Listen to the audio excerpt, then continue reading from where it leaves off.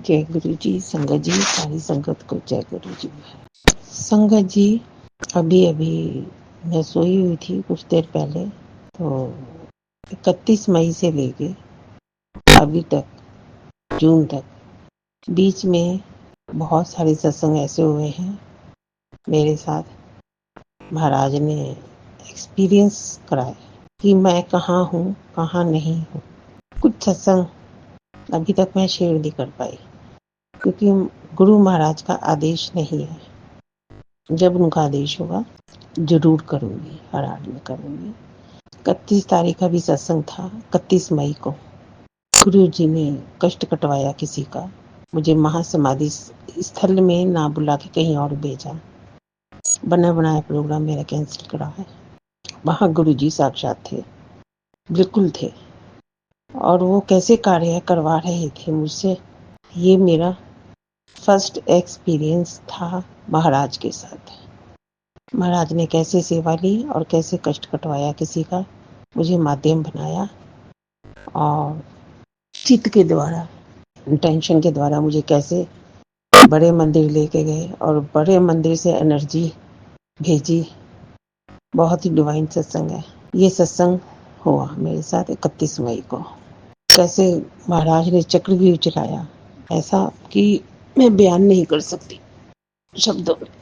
9 तारीख 31 तारीख को मेरा प्रोग्राम बना बड़े मंदिर आने का। दोपहर को 1 बजे मैंने कहा निकलूंगी। किसी के साथ बात हुई, सब कुछ हुआ, मैं सो गई।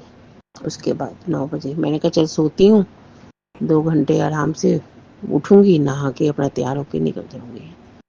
संगत जी, उन 2 घंटों में मैंने क्या देखा सपने में, गुरु जी ने मुझे सपने में क्या दिखाया कि मैं किसी के घर लंगर कर रही हूँ, लंगर प्रसाद खा रही हूँ।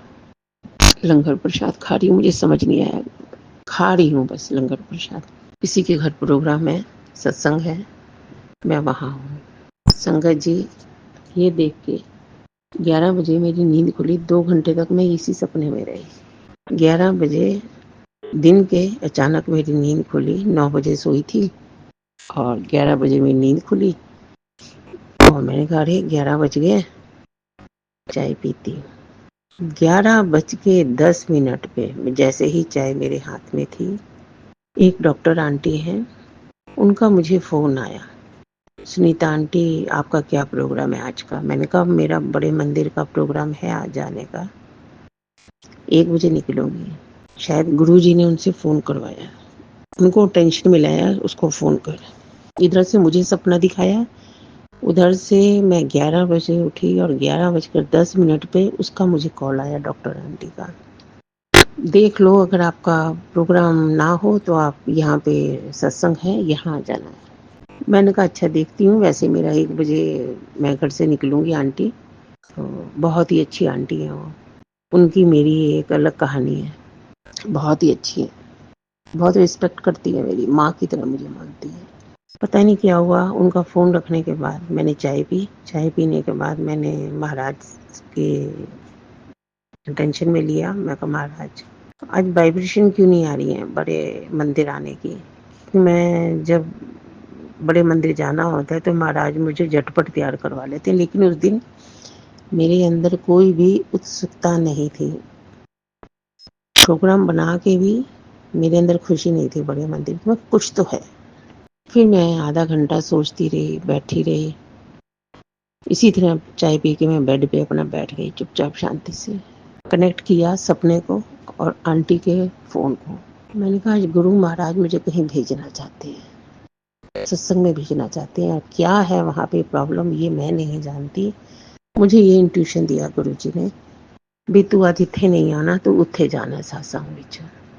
मैंने उनके आदेश का पालन किया, गुरु महाराज के आदेश का पालन किया, और मैंने आंटी को 1 बजे कॉल किया, आंटी मैं आ जाऊँगी, मैं बड़ा मंदिर कैंसिल कर रही हूँ, गुरु जी का आज हुक्म नहीं आ रहा है मुझे बड़े मंदिर का, तो मैं आपके घर, क्योंकि मैं गाड़ी भेजूँगी, आप गर्मी में मत आना, धूप बहुत है। मैंने कहा कोई बात नहीं, मैं आ जाऊँगी। बोली नहीं नहीं, मैं गाड़ी भेजती हूँ, आप 3 बजे 3:15 बजे घर के नीचे उतरोगे, मुझे कॉल कर देना। मैंने कहा ठीक है। उन्होंने गाड़ी भेजी, मैं घर चली गई उनके। फिर उनके घर गई जहाँ किसी के घर सत्संग था, उनकी सोसाइटी में था। सोसाइटी में जैसे ही मैं उनके घर गई, उनके घर 7 या 8 संगत थी, बस इससे ज़्यादा नहीं थी। वहाँ बैठते ही पता नहीं गुरुजी ने मुझे ध्यान में ले गए, ध्यान की गहनता में उतार दिया, इतने गहरे ध्यान में उतार दिया कि मुझे खुद भी नहीं पता था कि मैं कहाँ बैठी हूँ। 1-1.5 घंटे तक, 1 घंटे तक बिल्कुल स्टेट, ना हिली ना डुली, कुछ नहीं था। और मेरा अटेंशन वहाँ से गुरुजी मुझे बड़े मंदिर ले गए। संगत जी, मुझे चित्त के द्वारा बड़े मंदिर ले गए और बड़ा मंदिर मुझे दिखा रहे हैं वहाँ बैठे बैठे। मैंने बड़ा मंदिर देखा। उसके बाद फिर मैं वापस आई। अचानक क्या हुआ कि डॉक्टर आंटी का हाथ था या गुरुजी ने उनसे उंगली लगवाई, मैं नहीं जानती। उनका कोई कष्ट था डॉक्टर आंटी का। अचानक डॉक्टर आंटी की उंगली लगी मुझे। मैंने हल्की सी आँख खोली, देखा तो डॉक्टर आंटी मेरे पड़ोस में बैठी हुई थी, मेरे साथ बैठी थी। अचानक से क्या हुआ, मैंने दोनों हाथ अपने उनके राइट घुटने के ऊपर रख दिए, महाराज ने रखवा दिए। दोनों हाथ उनके ऊपर रखे। उसके बाद मुझे भी ऐसा फील हुआ कि मेरी बॉडी से कोई चीज़ निकली है, एनर्जी निकली है, उसके अंदर प्रवेश करी है। तो मैंने धीरे से फिर आंखें खोली। मैंने डॉक्टर आंटी को पूछा, मैंने कहा आंटी आप ठीक हो? बड़े ही नम्र से पूछा, आंटी आप ठीक हो बिल्कुल? उसने देखा, कहेगी हाँ मैं ठीक हूँ। मैं कहा बिल्कुल? कहेगी हाँ। 1-1.5 मिनट मैंने दोनों हाथ उनके घुटने के ऊपर ही ऐसे ही रखे रहे। उसके बाद आराम के साथ मैंने दोनों हाथ अपने उठाए और महाराज ने मेरी गोदी में दोनों हाथ कहाँ रख लिया, हो गया काम। मैंने दोनों हाथ रखे, उठाए और उसके बाद मैं ध्यान करने लगी। जब आरती हुई तो मुझसे खड़ा नहीं हुआ जा रहा था, क्योंकि इतनी मतलब मैं डीप चली गई थी, गहन ध्यान में चली गई थी कि मुझसे खड़ा भी नहीं हुआ जा रहा था। बड़ी मुश्किल से मैंने 1 सेकंड आरती की थाली घुमाई। उसके बाद मैंने दूसरी संगत को दे दी। मैंने कहा आप पकड़ लो थाली, मैं इस समय अपने उसमें नहीं हूँ, और मैं पीछे आ गई। उसके बाद सबने सत्संग शेयर किए, मेरे को चाय प्रसाद दिया। सबसे खास बात थी उस सत्संग में, जो मुझे खुशी हुई उस सत्संग में जाके, जब चाय प्रसाद आया था तो मुझे किसी ने डिस्टर्ब नहीं किया, मुझे हिलाया नहीं, आंटी चाय प्रसाद ले लो, जैसे और संगत में सत्संग में हिला देते हैं, उठा देते हैं। शायद गुरुजी ने ये सब करवाया और वो ही करवा रहे थे। फिर आंटी ने अपना सत्संग शेयर किया। बाद में मुझे चाय प्रसाद दी उन्होंने, मैंने ठंडा ही पिया। मैंने कहा कोई नहीं, गर्म नहीं करना, ये ठंडा ही चाय प्रसाद दो, जैसे गुरुजी का प्रसाद होता है। थोड़ा बहुत स्नैक्स था वो खाया, खा के फिर मुझसे खाया भी नहीं जा रहा था, मेरे गले में नहीं जा रहा था। मैंने साइड में रखा हुआ था। मैंने कहा मैं बाद में खाऊंगी, अभी जब मैं अपने उसमें वापस आ जाऊंगी अवस्था में, मैं तब खाऊंगी। चाहे 20 मिनट लगे, चाहे 25 मिनट लगे, इतने में सब लोग अपना अपना सत्संग संगत शेयर कर रही थी। तो उस डॉक्टर आंटी ने भी अपना सत्संग शेयर किया और बोली, आज मुझे गुरुजी ने सुनीता आंटी को फ़ोन करने के लिए कहा था 11 बजे, और इधर से मुझे सपना दिखाया, भाई तुम किसी के घर लंगर प्रसाद खा रही है, इधर से उसको फ़ोन करवाया। तो ये गुरुजी का रचा हुआ खेल था। उस आंटी का, डॉक्टर आंटी का कष्ट था, मैं उसको बताऊंगी नहीं उनको क्या प्रॉब्लम थी, वो कटवाया गुरु महाराज ने। तो वो कहने लगी, सुनीता आंटी ने जब मेरे घुटने के ऊपर दोनों हाथ रखे, मेरे लेफ्ट थाइस के, राइट थाइस के ऊपर, उससे मैं सुनीता आंटी के हाथों से, बॉडी से कुछ निकला है, एनर्जी कुछ मेरे अंदर प्रवेश करी है।